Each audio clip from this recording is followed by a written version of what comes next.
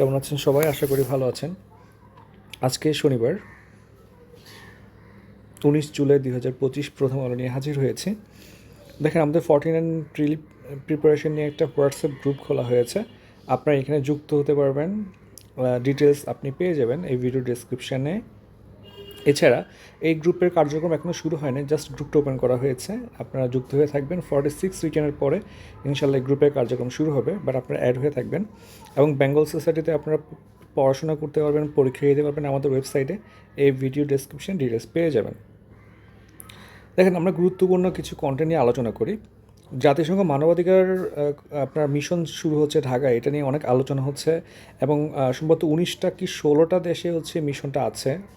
এবং সবগুলো দেশই বলা যায় হচ্ছে যুদ্ধবিধ্বস্ত বা ঝামেলার দেশ। তো এটা নিয়ে অনেক লিখালিখি হচ্ছে। দেখেন, মূলত 3 বছর মেয়াদি ভিসার মাধ্যমে শুরু হচ্ছে এটা। এখানে 28টা ধারা আছে এই সমঝোতা স্মারকে। এবং হচ্ছে মোটামুটি আপনার কার্যক্রম শুরু করে ফেলতেছে, যদিও অধিকাংশ মানুষ এটার বিপক্ষে আছে। দেখেন, জুলাই গণঅভ্যুত্থান কিংবা হচ্ছে বিপ্লবে এসে 13,000-এর বেশি মানুষ আহত হয়েছে। এর মধ্যে এক হাত নেই হচ্ছে 4 জনের, এক পা নেই 20 জনের, 2 চোখ দৃষ্টিহীন 20 জন। দেখেন কত মানুষ, তাদের জীবনটাই তছনছ হয়ে গেছে। যদি এই বিপ্লব বা অভ্যুত্থান বা গণঅভ্যুত্থান সফল না হয়, যদি দেশ সংস্কার না হয়, চেঞ্জ না হয়, সব আগের মতোই চলে, তাহলে যেটা হবে সেটা হলো যে আমরা মূলত একজন থেকে এনে আরেকজনকে গিফট করে দিচ্ছি টাইপের অবস্থা। সো টু রেসপেক্ট দ্যাম আমাদের অবশ্যই একটা একটা গঠনমূলক পরিবর্তন আনতে হবে, আনতে আসলে এত মানুষের ত্যাগ সফল হবে না। উচ্চকক্ষে পিআর মানবে না বিএনপি। বিএনপি জানিয়েছে যে উচ্চকক্ষের আসন নির্বাচনে সংখ্যানুপাতিক পদ্ধতি বা পিআর চালুর ব্যাপারে অন্য দলগুলোর সঙ্গে কোনো ধরনের সমঝোতা হয় নাই বা হবে না, বা একমত হবে না বিএনপি।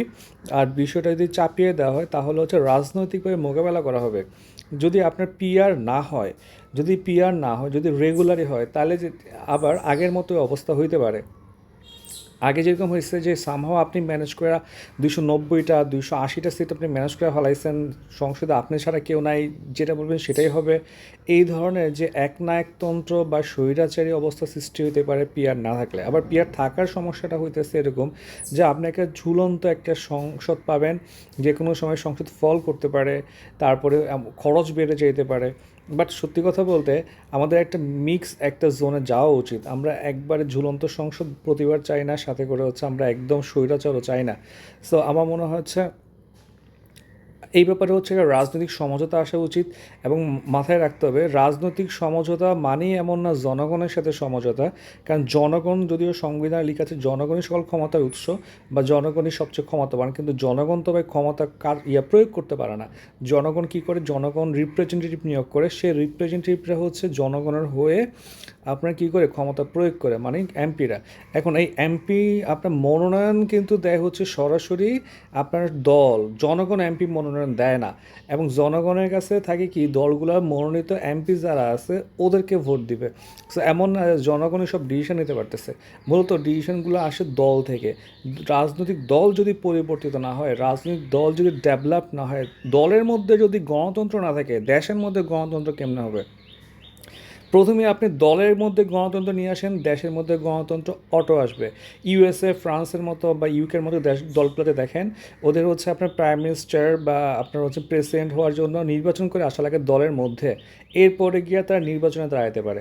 হুট করে হচ্ছে ওর ছেলে, ওর মেয়ে, ওর খালা, ওর বউ, এই টাইপের করে আপনার কি হইতে পারে না, আপনার মনোনয়ন পাইতে পারে না। তাহলে দলের মধ্যে যদি আমরা নির্বাচন করে নিয়ে আসতে পারি, তাহলে দেখবেন হচ্ছে অটোমেটিক ঝামেলা কমে যাবে। সো আমার মনে হয় যে সংস্কার কমিশন যেটা কাজ করতেছে, এই যে ধরেন বর্তমানে তো এনজিও ভিত্তিক একটা সরকার চলতেছে আর কি, সো ইট হচ্ছে, বাট ট্রু হচ্ছে এটাই। সো আপনারা যখন সংস্কার নিয়ে কথা বলতেছেন, আপনারা জানেন যে দলের মধ্যে নির্বাচন ছাড়া, যেমন সুজন কাজ করতেছে অনেক বছর ধরে, তারাও এটাই বলে যে দলের মধ্যে গণতন্ত্র নাই, দেশে গণতন্ত্র কেমনে আসবে।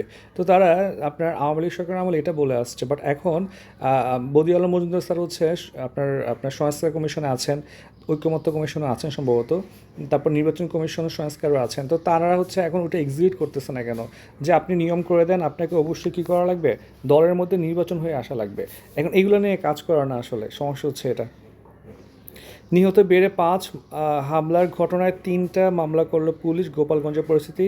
এছাড়া সৈয়দপুরের ভেদরগঞ্জে ফেরিঘাটের ইজারা নিয়ে দুপক্ষের দ্বন্দ্ব হয়েছে, 18 ঘন্টা যান চলাচল বন্ধ। দ্বন্দ্ব হয়েছে চাঁদপুর সৈয়দপুর সড়কে, 18 ঘন্টা যান চলাচল বন্ধ ছিল। এবং হচ্ছে ইজারাদার যাদের মধ্যে ঝামেলা তারা হচ্ছে সৈয়দপুর জেলা যুব দলের সাবেক সহসভাপতি মোমিন দিদার এবং ভেদরগঞ্জ উপজেলার সখীপুর থানার ছাত্রদলের সাবেক সাধারণ সম্পাদক জিশান বালা। যাই হোক, আমরা দেখি পরের পেজে কি আছে। সোহরাওয়ার্দীতে আজ জামাতের জাতীয় সমাবেশ। এটা কিন্তু বিশাল বড় একটা সমাবেশ হচ্ছে, ফেসবুকের ছবিটুকু দেখছি, বাট পত্রিকাতে হচ্ছে এটা খুবই লাইমলাইটে আসে নাই। এই জিনিসটা আমার খুব ইন্টারেস্টিং লাগছে, মানে পত্রিকাগুলো সামহাও হচ্ছে এখন জামাতকে অ্যাভয়েড করতেছে কিনা। দেখেন, বিনামূল্যে 1 GB ইন্টারনেটের ডেটা পেয়েছেন গ্রাহকরা।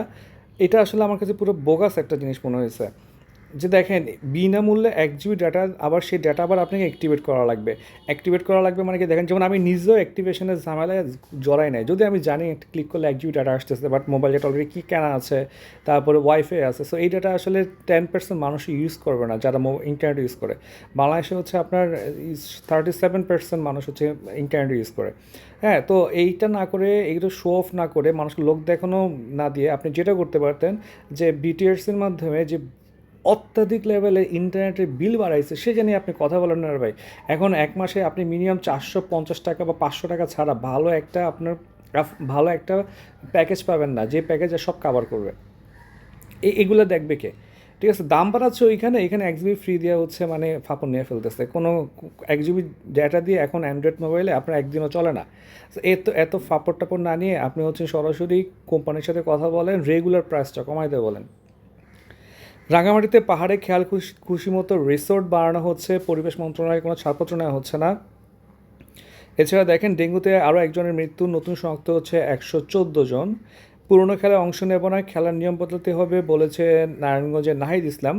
আবার দেখেন, গোপালগঞ্জের হামলার পেছনে দিল্লির ষড়যন্ত্র আছে এনসিপি। দেখেন আমার মানে, যদিও তারা বলছে পুরনো খেলায় অংশ নেবে না, তবে কিছুটা অংশ নিচ্ছে। যেমন গোপালগঞ্জের এটাকে একদম জাতি হিসেবে যদি কাউন্ট করে পুরো ডেমোগ্রাফিক সিম করা যাবে না। ঠিক আছে, যেমন বলতেছে গোপালগঞ্জে এটা করা যায়, গোপালগঞ্জে তো ভাই আওয়ামী লীগ আছে, বিএনপি কমিটি আছে, এনসিপিরও মানুষজন আছে। এনসিপি যে আপনাদের যে মানুষজন আছে তারা কি তাহলে কি আওয়ামী লীগ হয়ে গেল নাকি? সো একটা জেলাকে আপনি কখনো এভাবে ডিফেন্ড করা উচিত না, ডিনাউন্স করা উচিত না মনে হয় আর কি। আপনি জাতিগতভাবে একটা বিদ্বেষ সৃষ্টি করা যাবে না একটা জেলা যদিও ছোটো পরিসরে একটা জেলাকে নিয়ে।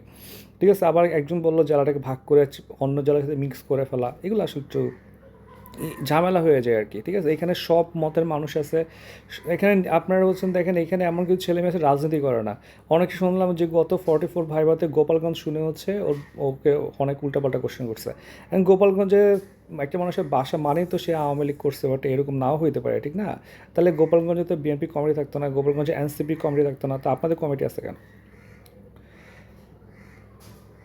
সংবিধানের গোলযোগ, স্থায়ী গাঠনিক পরিষদের প্রস্তাব পড়তে পারেন, পরীক্ষার জন্য গুরুত্বপূর্ণ। আমি স্কিপ করে যাচ্ছি। দেখেন, তাপ বেড়েছে, বৃষ্টি বাড়তে পারে আগামীকাল থেকে। এছাড়া আপনার ফ্যাসিস্ট চাঁদাবাজ তৈরি হয় এমন নির্বাচন চায় না বলছে ইসলামী আন্দোলনের আমির। এরপরে হচ্ছে দেখি আমরা, চাপাতি হাতে পুলিশের সামনে দিয়ে চলে গেল ছিনতাইকারী। এই ভিডিওটা আমি দেখছি। দেখেন, এখানে পুলিশ বলতে মূলত হচ্ছে ট্রাফিক পুলিশকে বোঝাচ্ছে, কিন্তু এইখানে পুলিশ বলতে এখানে বলতেই পারতে পারে ট্রাফিক পুলিশ। দেখেন, আবার এখানে লিখছে কি, দেখেন ট্রাফিক নিয়ন্ত্রণের কাজ করতে দেখা যায়। এখন ট্রাফিক নিয়ন্ত্রণের কাজ কিন্তু আপনার রেগুলার পুলিশে করে, ট্রাফিক পুলিশে করে। মানে এটা দিয়ে হচ্ছে পুলিশকে হচ্ছে আরও ডিফেম করার চিন্তা ভাবনা করতেছে। মানে এই নিউজটা প্রচুর খাবে যদি আপনি এভাবে দেন আর কি। চাপাতি হাতে পুলিশের সামনে দিয়ে চলে গেলো ছিনতাইকারী। আপনার মনে হবে কি জানেন এটা পড়ে, যে পুলিশ একদম মনে হয় একদম বন্ধু কিনে দাঁড়ায় ছিল, ওর সামনে দিয়ে চলে গেছে, পুলিশের গাড়ির সামনে দিয়ে পুলিশ কিছু বলে নাই। ব্যাপারটা কিন্তু এরকম না। ব্যাপারটা যদি আপনি দেখেন 12টা বাজে একটা সিন, এখানে ট্রাফিক পুলিশ ছিল 2জন, তারা হচ্ছে ওদের কাজ করতেছিল, একজন চলে গেছে চাপাতি হাতে নিয়ে। ঠিক আছে, পুলিশ দেখাও নাই যে ওর হাতে চাপাতি বা ও কী করে গেছে, কারণ ওনার ঠিক ইমিডিয়েট সামনে হয় নাই। আর ট্রাফিক পুলিশের হচ্ছে আপনার খুব একটা কি নাই, আপনার হচ্ছে আর্মস নাই, কোনো ধরনের ট্রেনিং নাই, আপনার কনফ্রন্ট করা, সন্ত্রাসী কনফ্রন্ট করার কোনো ট্রেনিংয়ে নেই। ঠিক আছে, সো আবার আপনি যদি ট্রাফিক পুলিশকে দায় দেন, এখানে এরকম 50 জন মানুষ আছে যারা দাঁড়ায় ছিল, এরকম ভিডিওতে দেখা যাচ্ছে। সো ওদের দায় আছে। এখানে হচ্ছে আপনি শুধু অলরেডি পুলিশ ঝামেলায় আছে, তার উপরে হচ্ছে ওদেরকে এরকম একটা মানে একটা একটা ফেক টাইপের একটা ক্যাপশন দিয়ে নিউজ করার মতো কোনো ইস্যু নাই। দগ্ধ হয়ে একই পরিবারের 5 জনের মৃত্যু হয়েছে। দেখেন যে খাগড়াছড়ির কিশোরী এবং সঞ্জু বারাইকের কথা, এটা পরে আমারও খারাপ লাগছে, আমি জানতাম না সঞ্জু বারাইকের কথা, আজকে পড়লাম। উনি ঢাকা বিশ্ববিদ্যালয়ের স্টুডেন্ট ছিল এবং ওনার টিউশন করে ওর বাবা ওনার মা হচ্ছেন আপনার চা শ্রমিক, চা বাগানের শ্রমিক, এবং তিনি হচ্ছেন টিউশন করাতে করাতে ক্লান্ত হয়ে যায়, পরে টিউশনও চলে যায় কারণ তিনি ভালো করে বাংলা ভাষায় কথা বলতে পারেন না। পরে ঢাকায় ডিউটি স্টুডেন্ট এবং পরে সুইসাইড করে মারা যান। আর দেখেন, আপনারা তো সবাই জানেন এই কিশোরীটাকে ধর্ষণ করা হয়েছে, এবং কিশোরীটা আপনার 14 বছরের কিশোরী, 14 বছরের একটা মেয়েকে ধর্ষণ করা হয়েছে, দলবদ্ধভাবে ধর্ষণ করা হয়েছে। পরে সে সুইসাইড অ্যাটেম্প করে এখন জীবন মৃত্যুর সন্ধিক্ষণে হসপিটালে আছে।